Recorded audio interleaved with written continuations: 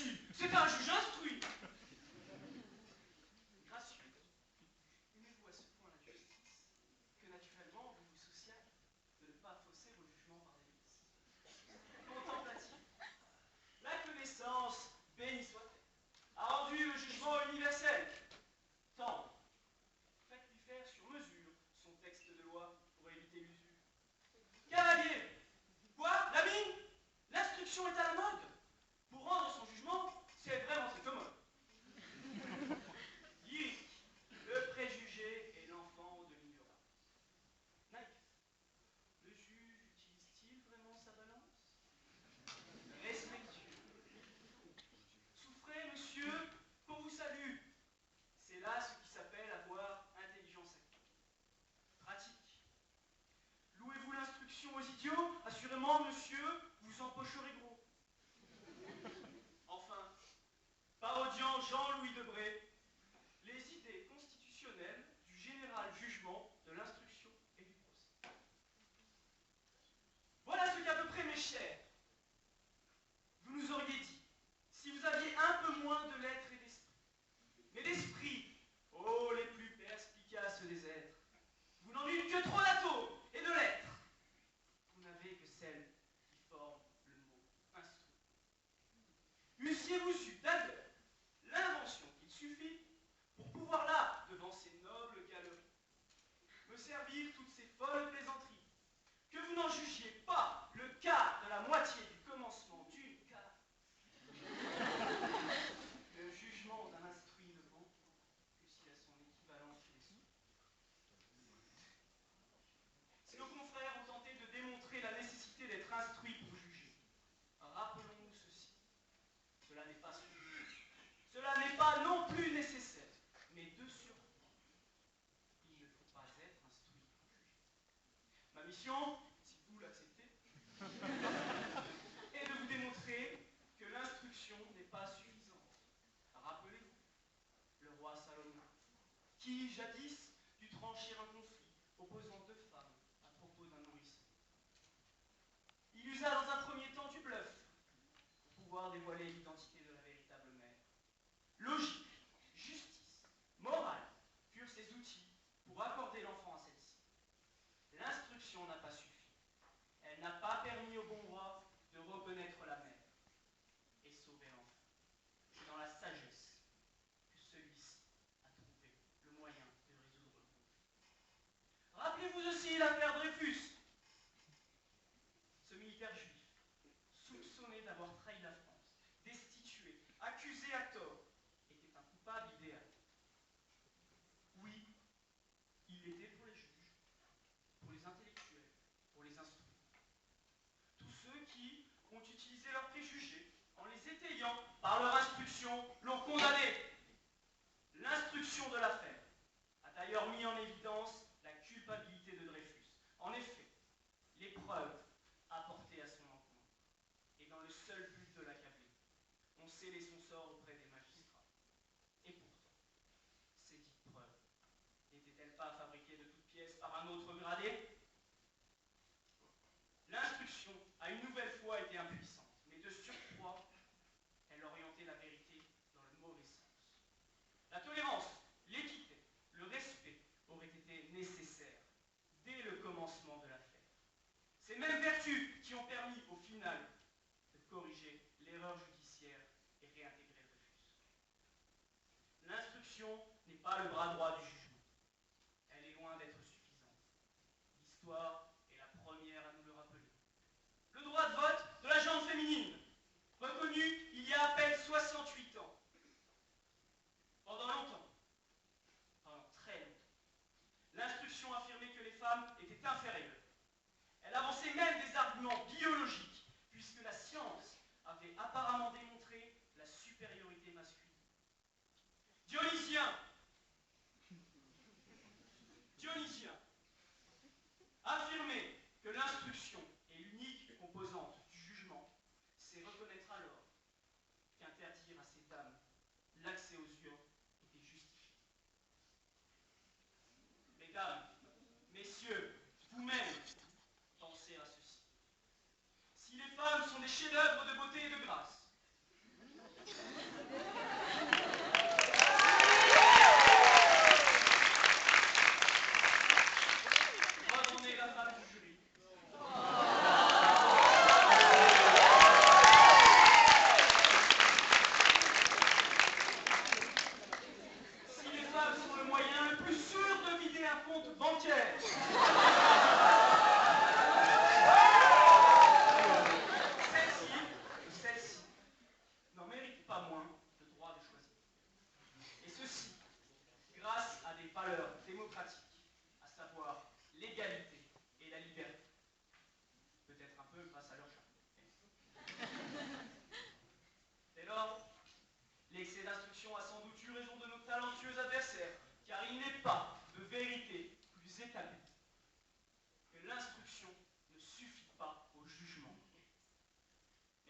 des choses plus proches, la jurisprudence.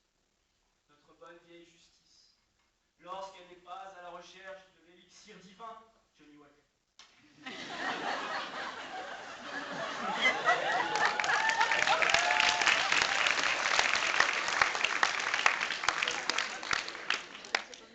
Lorsqu'elle n'est pas au concert de notre star nationale, Johnny Hallyday. Lorsqu'elle ne danse pas de la country sur un air de Johnny Cash. Celle-ci est occupée à trancher les litiges. Lorsqu'un juge doit arbitrer un différend, son instruction le pousse à utiliser la loi comme support. Que le législateur ait été ou non cohérent. Oui, il arrive que le législateur soit incohérent. À ce propos, il est nécessaire de rappeler les partenaires historiques du Parlement que sont Cognac et Martini. Qu'il ait été cohérent ou pas, le juge tranche grâce à son expérience. Un bon jugement est le fruit de l'expérience. Mais l'expérience est le résultat d'erreurs de jugement. C'est en forgeant que l'on devient forgeron. C'est en jugeant que l'on devient juge. Mais si l'expérience a son importance dans le jugement, celui du cœur, l'équité et la raison en sont des qualités premières. C'est pourquoi je jure solennellement de défendre le jugement de l'instruction, contre vents et marées, contre Saint-Denis, contre la peste et le choléra.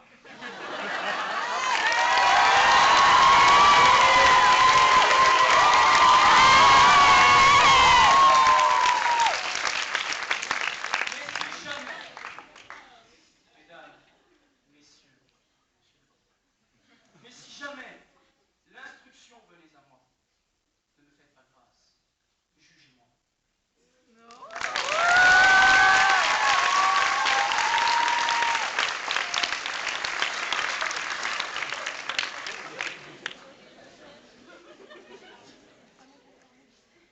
Mon cher confrère, oui, l'instruction n'est pas suffisante pour juger. Je dirais même plus, elle n'est même pas nécessaire. Souvenez-vous des temps forts de notre histoire, la Révolution française, la Seconde Guerre mondiale, la résistance et l'occupation. Paris brisé, Paris outragé, Paris martyrisé, nos confrères l'ont dit, mais Paris libéré, libéré par le peuple. Nous nous arrêterons là et ne placerons pas le général de Gaulle plus longtemps. Tout cela pour dire que c'est le peuple qui a pris les décisions les plus importantes de notre histoire. Ce n'est pas l'instruction qui conduit la France à lutter contre la tyrannie. Ce n'est pas l'instruction qui conduit la France à lutter contre l'occupation, mais la volonté populaire. Est-il nécessaire d'être instruit pour juger? Au nom du peuple, juge parmi les juges, je répondrai non. Monsieur le Président, Madame, Messieurs les membres du jury, membres du public. Les sages du Conseil l'ont compris depuis de nombreuses années déjà. Dans sa décision d'ivoire référendaire du 6 novembre 1962, le Conseil constitutionnel a reconnu la suprématie du jugement populaire, en se déclarant incompétent pour contrôler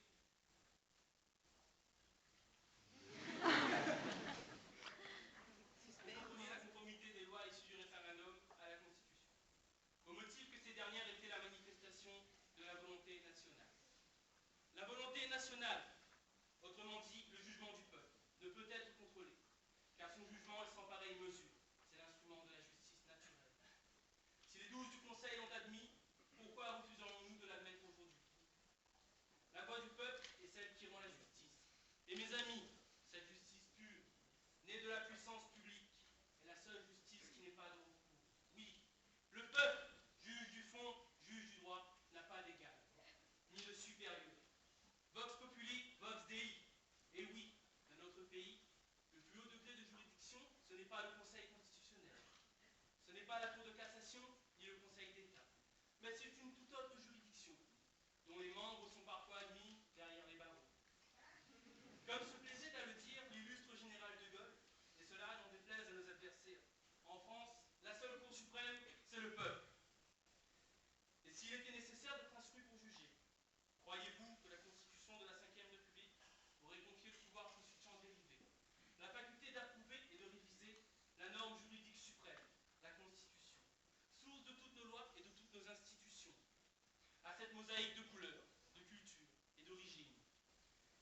pas tous eu la même instruction, qui pour certains même n'en ont eu aucune. Ce peuple, fierté et orgueil de tout un pays, artisan de la grandeur de la nation française, est une masse informe qui n'a que faire de l'instruction, puisqu'elle est dépositaire de la justice naturelle. Il n'est pas nécessaire d'être instruit pour juger. Les conseillers du prud'homme ne sont pas choisis en vertu de leur instruction, aussi érudits qu'ils soient. Ces hommes sont choisis sur d'autres critères que celui de l'instruction, comme l'affiliation syndicale. Pour autant, ces hommes ont eux aussi des fonctions de juge, au sens où ils doivent, eux aussi, à l'image des anciens élèves de l'École nationale de la magistrature, arbitrer, trancher, au regard des lois, des litiges spécifiques au monde du travail. Il ne m'est pas possible de parler de conseiller sans penser à Conseil constitutionnel. À ce propos, nous devons rappeler que la nomination des membres du Conseil constitutionnel n'est soumise en théorie à aucune condition de diplôme. Si en pratique, tous les membres du Conseil s'avèrent être instruits, en théorie, il se pourrait qu'un jour, au gré d'obscures considérations, le président de la République, le président du Sénat, le président de l'Assemblée nationale décide de nommer un citoyen non instruit au Conseil constitutionnel. Il n'est pas nécessaire d'être instruit pour juger, puisque la Constitution de la Ve République laisse entrevoir la possibilité, aussi infime soit-elle, que quelqu'un de non instruit puisse devenir juge constitutionnel. Les jurés de la Cour d'assises, qui en vertu de l'article 231 du Code de procédure pénale, ont la lourde tâche de juger de la culpabilité ou de l'innocence d'un accusé. Sont-ils pour autant tous instruits? S'il fallait être instruit pour juger, nous n'aurions pas confié la sélection de ces jurés au hasard, et nous les aurions recrutés directement dans les universités et les grandes écoles. Telle Jeanne d'Arc, j'entends des voix s'élever, des voix contestataires qui disent tout ce que d'autres appellent chuchoter. Ce jeune homme parle-t-il réellement de la populace? Pour qui l'arithmétique est une maladie et Platon une planète? Eh ben oui, Français, vous l'avez compris. C'est bien de cette masse indisciplinée qui, depuis 1789, a pris en main le destin de la France dont je vous parle. Enfants de la patrie, souvenez-vous des combats pour les libertés. Souvenez-vous que lorsque le jour de gloire fut arrivé, c'est sans l'instruction que nous avons formé des bataillons. Sans culottes, sans chemise.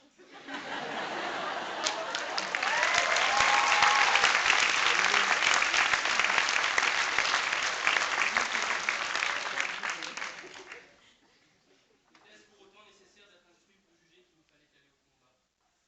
Si nous répondions oui à cette question, vous ressentirez tous ces bras que nous avons perdus au combat, dans les maquis, sur les plages de Normandie, et partout où se jouait le destin de notre nation, qui ont chacun d'entre eux jugé en leur âme et conscience que le sacrifice de leur vie était un prix dérisoire à payer pour que continue à subsister la nation française. Cela serait salir la mémoire de tous ces hommes que dire qu'ils ne furent pas capables de juger plus que sans instruction pour certains. C'est pourquoi nous, fils du peuple français, actuellement au tampon, invitons les magistrats et les avocats qui se trouvent en territoire instruit, qui viendraient à s'y trouver, avec leur robe ou sans leur robe. J'invite les professeurs de droit et les juristes qui se trouvent en territoire instruit, qui viendraient à s'y trouver, à répondre non à cette question. Il n'est pas nécessaire d'être instruit pour juger. Et demain comme aujourd'hui, nous ne parlerons pas à la radio de Londres.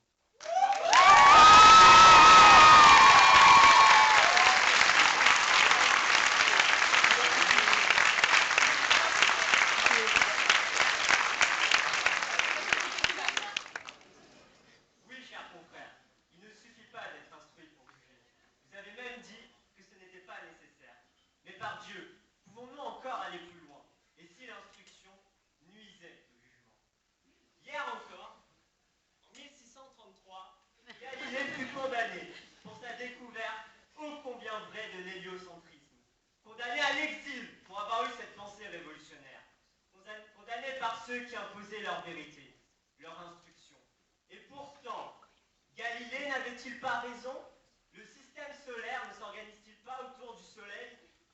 À l'heure où le juge lui-même s'en remet, pour remettre de sa compétence, s'en remet au tribunal des conflits, ou à l'eau de vie, à l'heure où il ne devrait être que la bouche de la loi, bouche inerte de cette vieille dame qu'on viole depuis sa naissance, actrice principale d'une orgie nomade, bouche broncher la volonté de quelques personnes que le peuple aura désignées. Juge, tu seras, instruit, tu n'es pas. Olympe de Gouges, c'était de l'instruction que tu réclamais. Il ne t'en faudra pas pour juger. Aujourd'hui, il nous est demandé s'il fallait être instruit pour juger. Et à l'heure où l'instruction semble ouverte à tous, où l'école est obligatoire et l'université gratuite, à quoi bon juger si l'on n'est pas instruit? Cependant, l'instruction nous aveugle. Elle nous fait perdre toute impartialité que requiert le jugement. Au milieu de ces ténèbres qui vous assombrissent, prenez ma main. Je vous guiderai jusqu'à la vie. Rappelez-vous, rappelez-vous, rappelez-vous.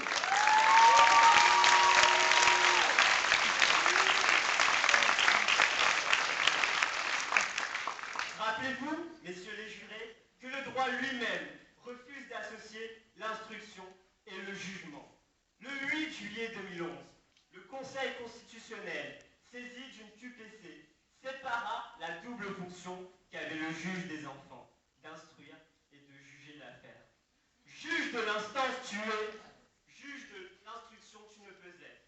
En effet, le procès doit se tenir éloigné de l'instruction et ne se référer qu'à la loi. Ainsi, le juge n'est que l'instrument objectif de la justice. Son impartialité, gravée dans le marbre de la Convention européenne des droits de l'homme, est garante du jugement. Là, en ce monde, rappelez-vous à votre bon sens populaire. Rappelez-vous, vous qui avez décrété, depuis la nuit des temps, que le meurtre, le vol et le viol devront être punis. Et pour cela, l'instruction ne vous a pas guidé. Là, en ce monde, ne vous laissez pas influencer par ces préjugés qui nous font dire communément que les blancs sont idiotes. Là, en ce monde, c'est l'indépendance de notre réflexion qui nous sauvera. Ces préjugés qui nous avaient pas encore asservis lorsque l'on était enfant. D'ailleurs, ne dit-on pas couramment que la vérité sort de la bouche de l'enfant? Ce cher bambin, pas encore instruit, mais si dur, brisant votre avenir de mannequin, lorsqu'entre deux princes de lu, il vous martelait d'un débauche.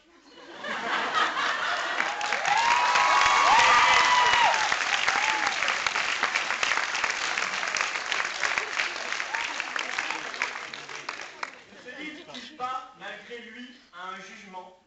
Ainsi, comme vous l'aurez compris, il ne faut pas être instruit pour juger. Là, en ce monde, vous vous souviendrez qu'avant hier, avant Galilée, Socrate nous ramenait à notre condition d'ignorant. Il ne savait qu'une chose, celle de ne rien savoir. Ce célèbre philosophe, ce savant, n'avait-il pas réduit sa condition à celle de l'ignorance? Pour autant, était-il devenu un impotent, incapable de juger? Assurément non. Certains me diront, nul n'est censé ignorer la loi. Mais qui d'entre vous, qui peut prétendre la connaître, la manier entièrement, totalement? Est-ce toi, Saint-Denis? Assemblée, je te le dis, indigne-toi d'entendre clamer que seuls les instruits détiennent le jugement. Car au final, qu'est-ce que l'instruction? L'instruction, est-ce connaître que 2 plus 2 est égal à 4? Est-ce maîtriser l'algèbre, la biologie ou la poésie? Ceux qui me répondront oui, que c'est tout cela l'instruction, sont en enfer. Que l'enfer, c'est les autres. Ces autres qui ont cru vous instruire, qui en veulent à notre conscience, à notre réflexion. Ceux qui veulent qu'on les écoute, qu'on les adore, ceux qui nous endoctrinent.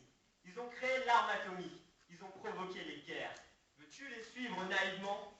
On nous a tous inculqué les mêmes préceptes scolaires. Nous avons tous appris l'histoire, la géographie. Est-ce donc cela l'instruction? La culte de la pensée unique, comme des moutons, nous apprenons, nous suivons le savoir, le même savoir, qui fait de nous non plus des pensants, mais des exécutants entre les mains de ces sachants. Pourtant, moi aussi, j'y ai cru. J'ai cru que cette instruction que nous suivons tous m'aiderait à juger, choisir. Moi aussi j'ai suivi. Moi aussi j'ai été endoctriné par ces instruits qui, à travers la publicité, nous ont tous fait croire que grâce au Nutella, les enfants auront de l'énergie toute la journée.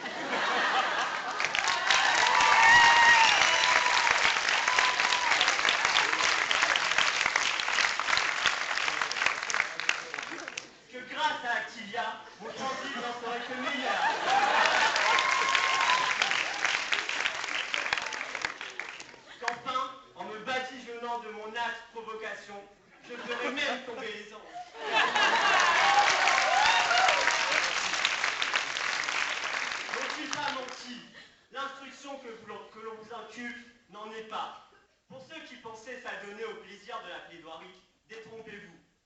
épluché l'histoire, la philosophie, la littérature. Oui, j'ai fouillé, trifouillé, farfouillé, allant jusqu'à malmener l'instruction, ce que vous croyez être l'instruction, afin qu'elle me livre tous ses secrets. Olympe de Gouges, c'est de l'instruction qu'on t'a chargé. Pour juger, tu risques de couler. L'instruction, à l'instar du jugement, n'est que le saint Graal qui restera dans le néant.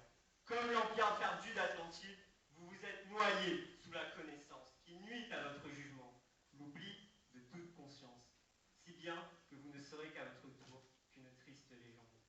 Comme vous l'aurez compris, l'instruction se cache et nous ne sommes pas près de la trouver. Dès lors, par ces moyens, j'accuse ce que vous appelez instruction de porter atteinte à notre bon sens populaire. J'accuse plus simplement ce que vous appelez instruction le soin de s'octroyer le monopole du jugement. J'accuse enfin ce que vous appelez instruction de vous avoir plongé dans les ténèbres, éteignant votre jugement. Olympe, comme l'a dit notre saint pape Jean-Paul II, sors d'homme fait noir, viens dans la lumière.